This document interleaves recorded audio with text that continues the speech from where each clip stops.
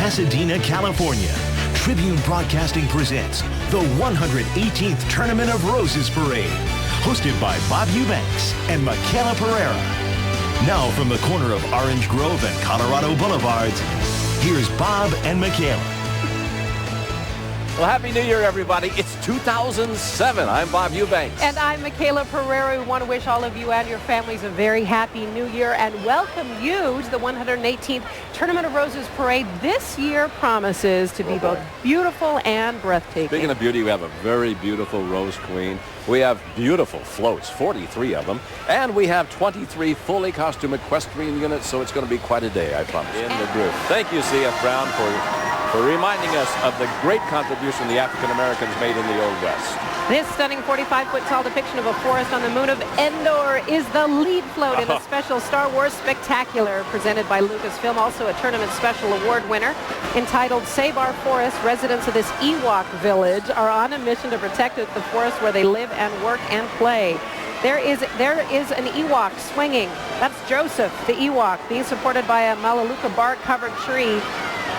Just amazing. And there's Charlie. See the creature in the front? He's sort of a made-up animal that the folks from Lucasfilm created, and they nicknamed him Charlie. I understand also on the float we'll see R2-D2, also C-3PO, and guess what? What? Chewie Chewbacca, the Wookiee. And guess what? The Star Wars Spectacular continues with the world's famous Grambling State University Marching Tiger Band. Here, folks, is a great band.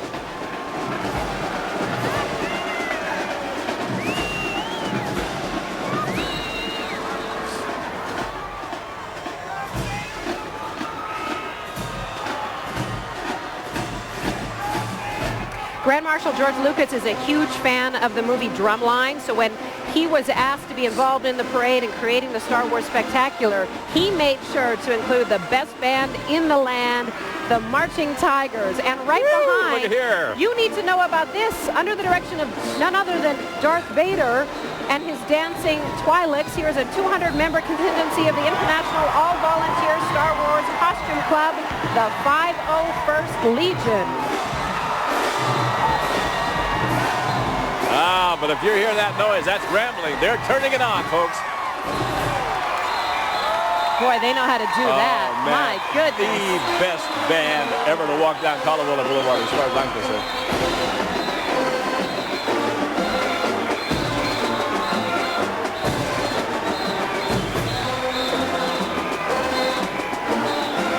Oh my gosh, the 501st, they came together in 1997 to commemorate the 20th anniversary of the release of the original Star Wars. It's a creation of South Carolina's Alvin Johnson. They are really a group of people that are just huge Star Wars fans. They're groupies.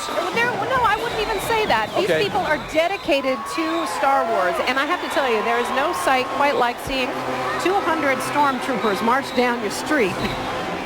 There's a bunch of guys that need to get a job. Hey, the 501st Legion has more than 3,500 members from 22 different countries around the world. There are 21 Legionnaires from Southern California participating in today's parade. That's really wonderful. Now, the final segment of the Lucasfilm Star Wars Spectacular is a spot-on replica right behind the Stormtroopers of the serene and very green Naboo, which is the garden planet. And apparently a pair of Jedi Knights provided security for 3 of Naboo's queens, one of which is former Rose Queen Ashley Moreno. They're standing atop an intricately detailed float. It's a stylized version of the capital city of Theed. I'm saying all sorts of words that you don't really understand. No, because I'm just still watching the guys dressed in white going down the boulevard. Do you know that Star Wars influence is so great, the word Jedi and the phrase dark side have actually been added to the Oxford English Dictionary? I did not know that, along with awesome. And of course, if you want Darth Vader facts, 3 different actors played Darth Vader. James Earl Jones, of course, providing the voice. Yeah. David Prowse was the body, and Sebastian Shaw provided the face. My little 3.5-year-old, he wanted a Star Wars book the other day. I mean, it's just a phenomenon in society. Oh, absolutely. So there is the Star Wars extravaganza. We thank George Lucas for bringing this just a magnificent spectacle to our parade this year. Here's one of two Right behind the Oklahoma parade float is the man who brought us Star Wars, Indiana Jones, and American Graffiti, none other than our fabulous Grand Marshal for 2007. He is producer, he is writer, he is director, Mr. George Lucas. Really a good choice for Grand Marshal, too. I think he's wanting to talk to the Rocket Man. Yeah, he was, hey. I got a project for you. Yeah, right. Let's brag on him a little bit. The very day that Mr. Lucas was introduced as our Grand Marshal for this year's parade, he announced a $175 million donation to the USC Film School. He actually graduated from that very film school back in 1962. Nice. I think we know who he'll be cheering for. Amen. Go Trojans. You know, every year the Grand Marshal usually does a recording, you know, welcoming us up here, Bob and Michaela. And we didn't get one from George Lucas, so I'm going to miss that because he's a class guy. Well, he had to get all those Stormtroopers and Chewie Chewbacca combed out, you know. He had a lot of work to do today.